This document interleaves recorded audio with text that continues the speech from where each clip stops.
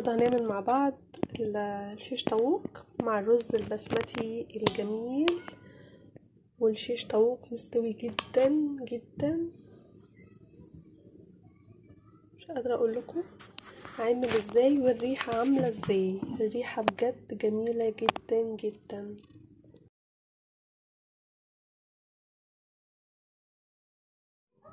السلام عليكم ورحمة الله. معاكم مطبخ ايمي. النهاردة نعمل مع بعض الشيش طاووق. معانا هنا كيلو من الشيش طاووق. الوراك بتاعتها مش الصدور، متقطعة كده زي بقى التقطيعة اللي انت تحبيها، ومغسولة كويس طبعا، وكنت نقعها في شوية مية وشوية خل. اول حاجة هنا بقى المقادير معانا هنا البهارات بتاعتنا. معانا معلقة من الملح، معلقة فلفل اسود، معلقة قرفة، معلقة من الثوم البودر، معلقة بابريكا، معلقة من السماق. هنا بقى علبة من الزبادي، وربع كوباية من الليمون، من عصير الليمون، وهناخد حوالي 3 معالق من دبس الرمان. اول حاجة هنا معانا هننزل بالتوابل بتاعتنا، وننزل بالزبادي وعليه عصير الليمون كده، وهنحط بقى 3 معالق من اللي هي بتاعه الشاي دي من دبس الرمان.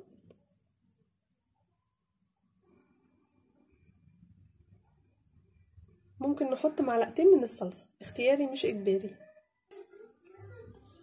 نحط كده، نبتدي بقى ننزل الشيش بتاعنا كده. بسم الله.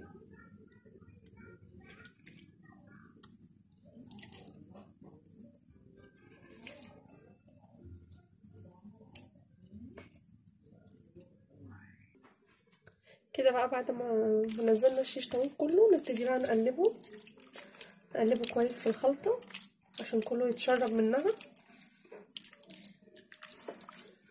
كده.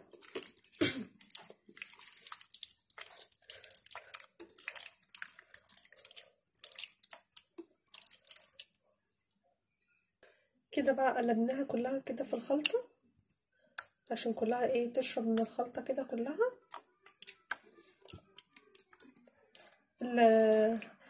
الصلصة هتخليها تديها لون جميل ان شاء الله. كده بقى بعد ما قلبناها كلها في التتبيلة، هنغطيها ونشيلها بقى في التلاجة، ويستحسن يكون من بالليل، تسيبيها متبلة بقى من بالليل في التلاجة يعني. معايا بقى هنا العيدان الخشب، انا حطاها نقعها في شوية مية عشان ما تتحرقش.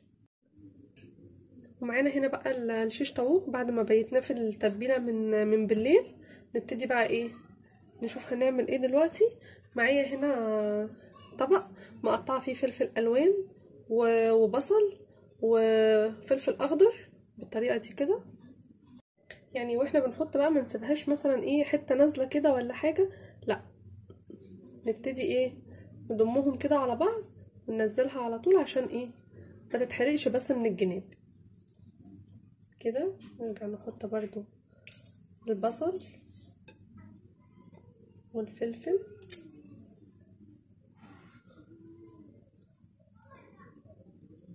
الفلفل الاصفر كده. نرجع نحط بقى كده. بسم الله. نتنيها كده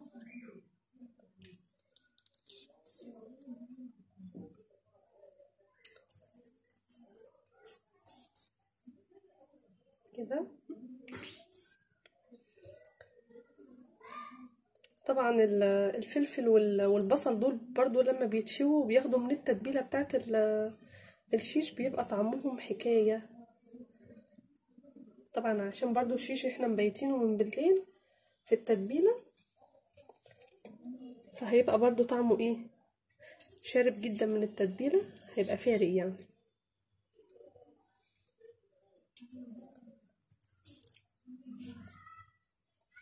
كده.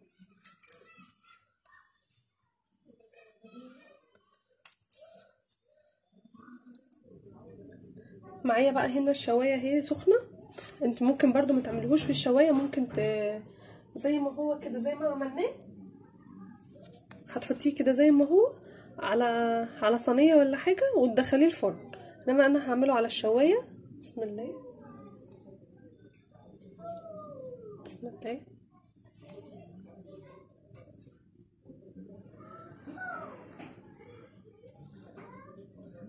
كده كده كده بقى ننزله ايه.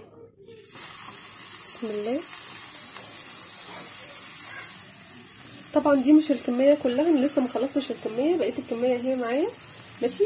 بس طبعا الصوص اللي فيها دي الخلطه ممكن ننزل بيه على الشيش طاووق وهو بيتعمل على الشوايه. كده ولعنا فحمه، نبتدي بقى نحط من الخلطه كده.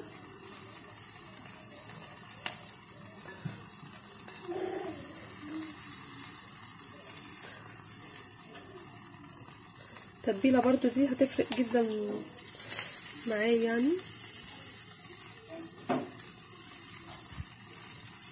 تخليها طريه جدا.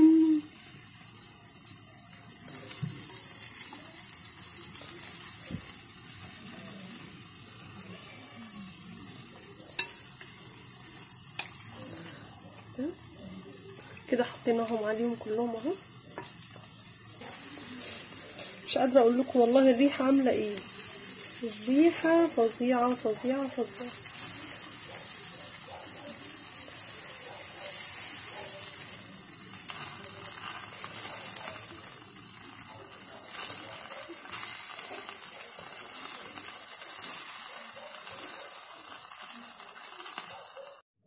ننزل بقى كده الاول بالرز. بسم الله.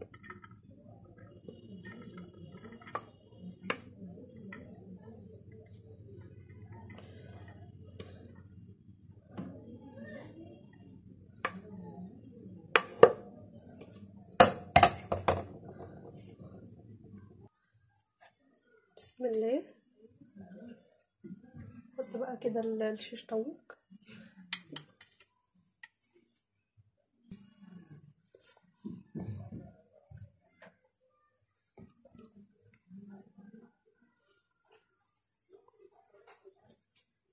وادي بقى الطبق معانا بعد ما خلص. مش قادره اقول لكم الريحه عامله ازاي، تتبيله مختلفه جميل جدا جدا. وطبعا بصوا مستوي جدا جدا.